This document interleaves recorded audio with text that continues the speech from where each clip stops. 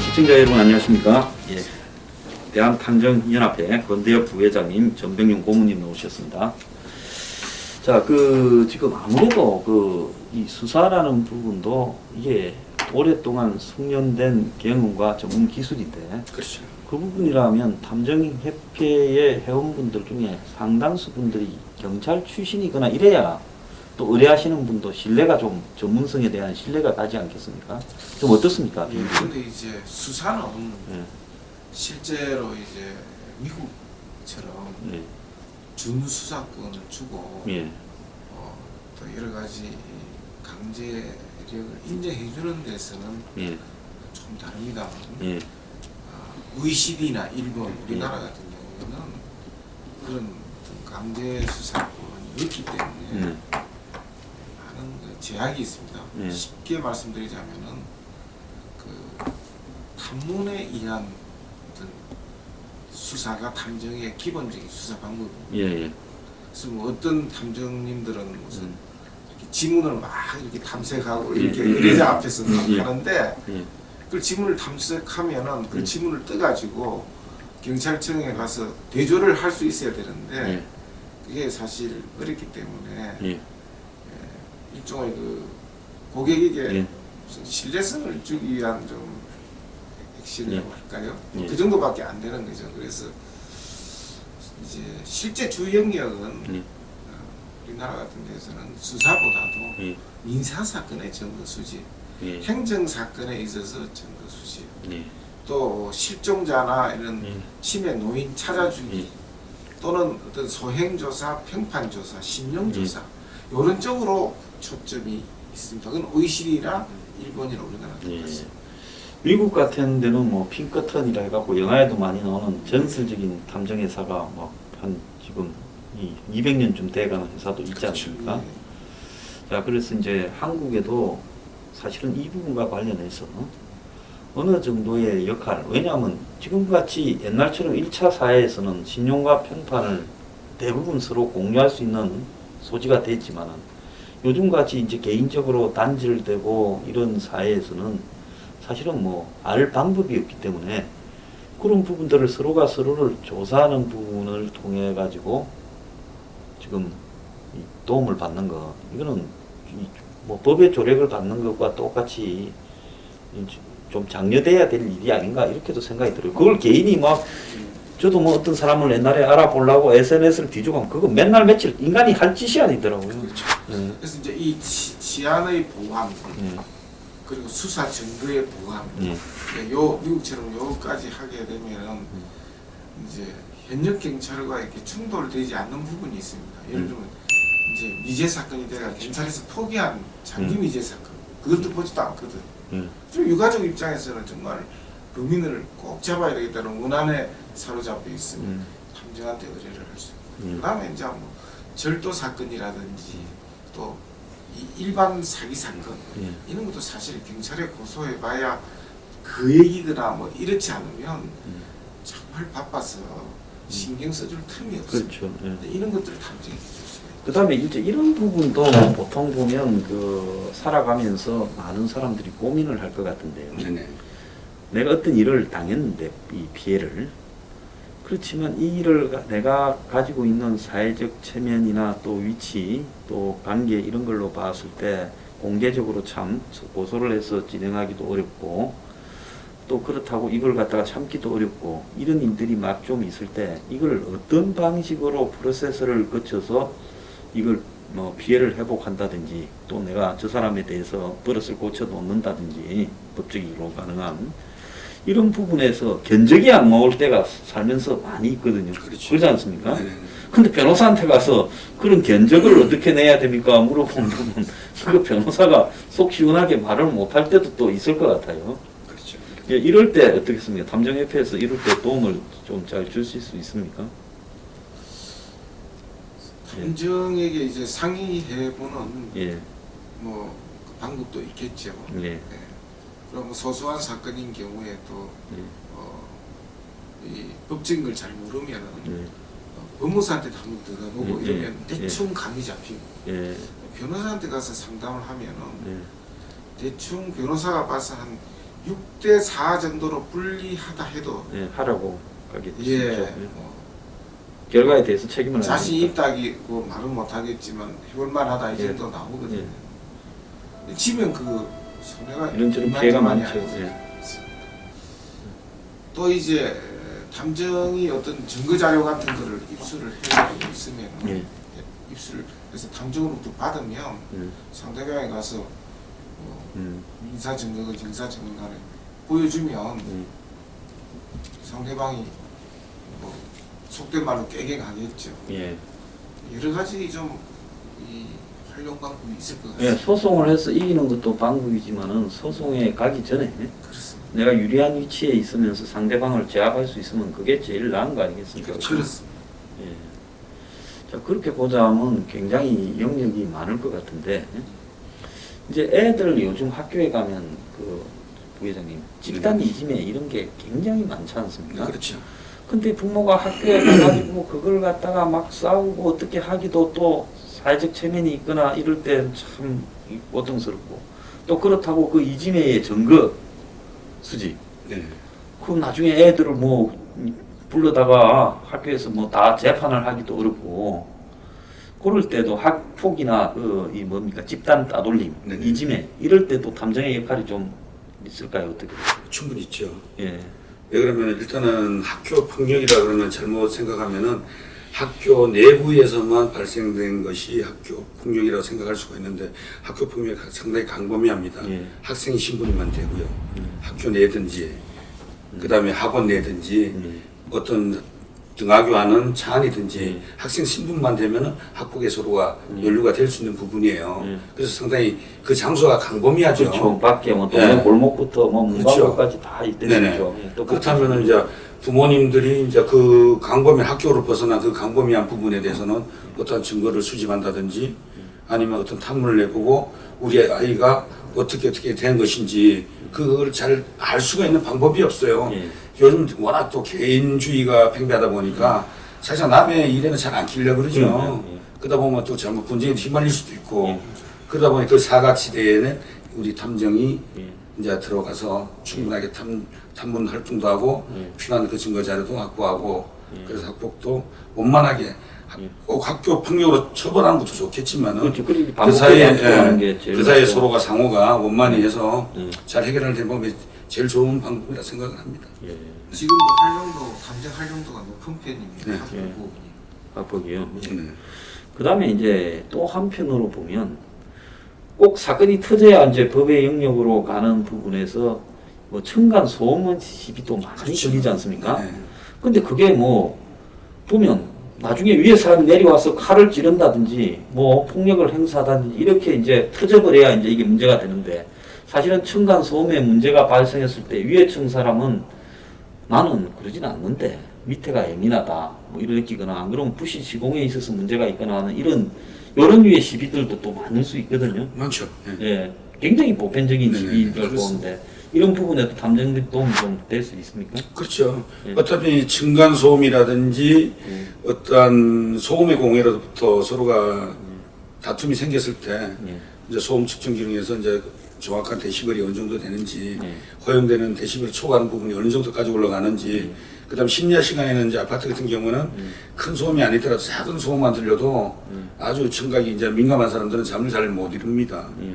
그래서 과연 그 부분이 어느 정도의 영향을 미치는지 수면 방해를 하는지 그런 부분도 저희들이 탐정이 할 수 있는 영역이죠. 예. 아, 그런 부분은 아까 학폭이나 층간소음 이런 거는 거의 일상적으로 우리 주변에 있는 문제들이기 때문에 예? 제가 그걸 갖다 내 스스로는 입증하지 못하고 혼자 끙끙 앓고 있을 때 예? 뭐 탐정의 영역에서 또 증거를 갖다 제시해서 뭐 아파트 관리 사무소든 어디든 통해서 합법적으로 대응을 할 수 있는 부분이 충분히 있겠네요. 네, 그런 방법이 제일 좋죠. 예. 그 다음에 이제 그 저희들이 봤을 때 교통사고가 많이 나지 않습니까? 그렇죠. 그럼 교통사고가 많이 났을 때 그 어느 순간에 판단을 좀 전장에서 났을 땐 사람이 다 당황을 하니까 판단을 잘못해서 이제 뭔가 뭐 내가 수긍을 하거나 합의를 했는데 나중에 알고 보니까 좀 억울하게 많이 됐더라. 이런 부분에서도 역할이 좀 있을 수 있습니까? 역할이 크죠. 예. 왜냐면 교통사고 같은 경우에 보면 목소리 큰 사람이 일단 좀 이길 때도 많아요. 뭐 보험사에서 와서도 네네. 하지만은 그 전에 뭐 당사자가 이미 이렇게 기가 죽어버리는 상황이 될 수도 있거든요. 예. 그리고 또 보면 막 교통사고 났을 때 무섭게 제압을 먼저 기선 제압을 하는 사람도 있거든요. 막 폭력적인 그렇죠. 성향을 예. 드러내면서요. 예. 예. 그 교통사고와 관련해서 뭐 어떤 좀 에피소드 같은 거는 있으십니까? 네. 지금 현재 그거는 아직까지 이제 지금 현재 제가 진행을 하고 있는 예. 중인데요. 예. 어느 지방에서 이제 지방 국도에서 예. 경운기하고 승용차하고의 어떤 충돌로 인한 사고였습니다. 근데 나중에 이제 어쨌든 경운기가 마을에서 나와서 이제 국도로 이제 진입하는 과정이었고, 예. 그러니까 중앙선을 침범해서 불법으로 좌회전했던 사례고요. 예. 승용차는 급한 곡선 커브를 예. 이제 과속으로 달려와서 충돌을 한 결과 이제 그 승용차는 이제 폐차를 했습니다. 그리고 나서 이제 사건들은 이제 경찰하고 검찰에서는 잘 마무리가 되었는데 남아 있는 부분이 이제 보험 부분이 남아 있었던 그 부분입니다. 보험사에서는 폐차를 했으니까 보험료가 또 나갔으니까 과실료를 따져서 구상권 청구가 들어왔습니다. 그래서 의뢰인이 이제 저한테 전화가 와서 좀 우울한 부분이 있으니 와서 한번 조사를 해줬으면 좋겠다. 그럼 경찰에서 조사를 안 했냐, 도로교통공단에서 조사를 안 했냐, 거기서 다 했다 그러더라고요. 그래도 굳이 이제 좀 한번 와서 현장을 봐주십시오 해가지고 제가 현장을 한 2번을 갔다 왔습니다. 가보니까 어떠한 사고에 있어서 핵심이 좀 벗어난 부분이 제 눈에 보였어요. 그래서 승용차는 60km 도로를 100km가 넘게 달렸고, 그 어떤 양쪽 다 사고 조사해 보면은 급브레이크를 밟았다고 돼 있는데 제가 그 현장 아무리 뒤져도 스키드 마크가 없어요. 과속했을 때 그냥 그것도 없고, 그다음에 그 도로가 상당히 커브가 심합니다. S자 커브로 돼 있어서 저쪽 편에 승용차가 올 때는 커브로 인해 가지고 그 대부분 지방도에 보면은 갓길에 이제 전신주가 많이 안 있습니다. 전신주도 많고 중간중간에 보면 더 버스 정류장도 있고 그러다 보니 운전자 시야를 다 가려버려요. 그래서 이제 과연 이제 60km로 갔을 때 운전자 입장이 어떻고 80km 갔을 때 어떻고 100km 갔을 때 어떻고 100km 오버한 상태에서 운전하면 어떨까 해가지고 제가 직접 제 차량으로 다 한번 해봤습니다. 사례들을. 네, 그래서 60km 이상이 딱 넘어가니까 제 차선을 유지하겠습니다. 힘들어요. 60km 넘어가면서 또 이쪽도 중앙선 침범을 해서 와야 될 부분이고 양쪽 조사의 결과에 보면 2초 경운기를 발견하고 2초 만에 충돌을 했다고 하는데 이 공주거리라든지 전반적인 걸 봤을 때 그거는 사실상 무언가 문제가 있고 제가 아무리 봐도 아까도 말씀드렸지만 스키드 마크도 없고 급하게 밟았던 증거도 없습니다. 단지 경운기가 불법 중앙선을 넘어서 좌회전한 부분은 분명히 법적 위반인데 과연 이 경운기가 다른 방향으로 해서 이제 정상적인 주행을 할 수 있는 방법이 있는지 그것도 제가 또 탐문을 해보고 현장을 가봤습니다. 근데 이 경운기가 정상적으로 이제 좌회전하는 그 도로로 진입하기 위해서는 이제 가는 방향으로 약 한 1km를 가야 되는데 거기도 1km 가서 유턴을 해서 돌아와야 되는데 거기가 또 문제점이 또 있는 거예요. 1km 지점에서 유턴을 하더라도 바로 그 앞이 한 50m 또 곡선이에요. 곡선인데 여기서는 사고 지점까지가 한 70m 정도 되는데 70-80m 멀리까지 보이기 때문에 거기는 50m 미만밖에 안 보이는 거리에서 거기는 더 위험하죠. 차라리 여러 가지 위험성이 존재한다면은 지금 현재 경운기가 불법 좌회전했던 그 위치 오히려 더 안전하다는 이야기입니다. 이런 부분은 법리적으로만 따졌지 현실성 있는 그걸 못 따진 거예요. 그래서 지금 저희들은 사건 조사를 했는데 조사 보고서는 지금 현재 제출했습니다. 법원에 제출했고 아마 그것이 반영되지 않겠나 지금 싶습니다. 아직 진행 중인 사건이라서 뭐 더 자세히 설명 좀 드리긴 좀 그렇네요. 자, 그럼 이제 이런 일들 우리 생활에 일상에서 벌어질 수 있는 엄청나게 많은 영역에서 참 탐정분들의 조력을 받을 수 있는 부분이 있는데 내가 만약에 이제 어떤 의뢰인인데 탐정이 어디 있는지 뭐 전화번호를 뒤져야 되나, 인터넷을 뒤져야 되나, 이렇게 이제 내가 만약에 탐정의 조력을 받으려면 이제 어떻게 접근을 해야 됩니까? 그걸 갖다 좀 여기서 말씀해 주시죠. 그 인터넷에 들어가셔가지고 예. 탐정협회라고 치면 그러니까요, 예. 대한민국에 지금 예. 등록된 이 생활정보 지원 탐색사 이제 곧 예, 예, 탐정협회로 이름이 바뀌겠습니다. 예, 이게 지금 9개가 있습니다. 예. 뭐 그 중에 이제 하나를 선정하시면 되겠습니다. 그러면 이제 거기 들어가서 네. 구체적으로 이제 내가 어느 사람, 어떤 분, 탐정분한테 의뢰를 해야 될 거 아닙니까? 그렇죠. 예, 그러니까 여기 이제 대한탐정협회라고 이제 홈페이지에 들어가면 거기에 회원들 명단이나 뭐 회원들 경력이나 리스트나 이런 게 연락처나 이런 게 쭉 있습니까? 협회에서 관리하고 있습니다. 아, 그러면 그 아니 일반 개인이 들어가서 자기가 연락할 수 있는 사람을 찾을 수 있습니까? 그걸 어떻게 접근을 해야 되는 거죠? 내가 만약 어떤 사안을 의뢰하려고 하는데 그래도 좀 신뢰성이 갈 만한 또 경력도 좀 되는 이런 분을 찾고자 하는데 누구한테 가야 될 건가라는 부분에 대해서 솔직히 생소한 직종이기 때문에 소비자 입장에서는 이게 접근해서 선택을 이렇게 고민하게 되지 않겠습니까? 지금 같아서는 이제 예, 이런 사건을 잘 하실 분을 좀 소개해달라. 예, 협회에. 네, 예. 이렇게 이제 할 수 예. 방법이 있는데 예. 좀 번거로우니까 예. 앞으로는 좀 그런 것들을 좀 홈페이지화 해가지고 해서, 리스트업을 해가지고 네, 예. 그렇죠. 이제 또 전문적인 영역이라든지 경력 이런 예. 것들을 좀 예. 소개하는. 그 협회도 이제 공부를 그렇게 해봐야겠습니다. 소비자들의 용도에 좀 맞게 네. 노력을 좀 해주시면 더 발전이 될 것 같습니다. 네, 그렇죠. 예. 자, 오늘 그 한국에서 생소하지만은 어떻게 보면 일상에 제일 가까이 있을 수 있는 탐정이라는 영역에 대해서 이야기 좀 나눠봤는데요. 앞으로도 좀 자주 이야기를 해주시고 또 나중에 이제 전문적으로 또 분야에 좀 이렇게 탁월하신 분들이 좀 나오셔가 또 설명도 나중에 또 좀 해주시고 그래서 계속 여러분들과 좀 이렇게 이 탐정이라는 부분에 대해 대중들에게 이렇게 소개할 수 있는 기회가 됐으면 좋겠습니다. 예, 뭐 회장님 하실 말씀 있으면 아까 그 방금 이제 우리 조병영 예, 고문님께서 말씀하셨지만 아직까지는 각 협회마다 리스트가 이제 정리는 안 되어 있을 네. 겁니다.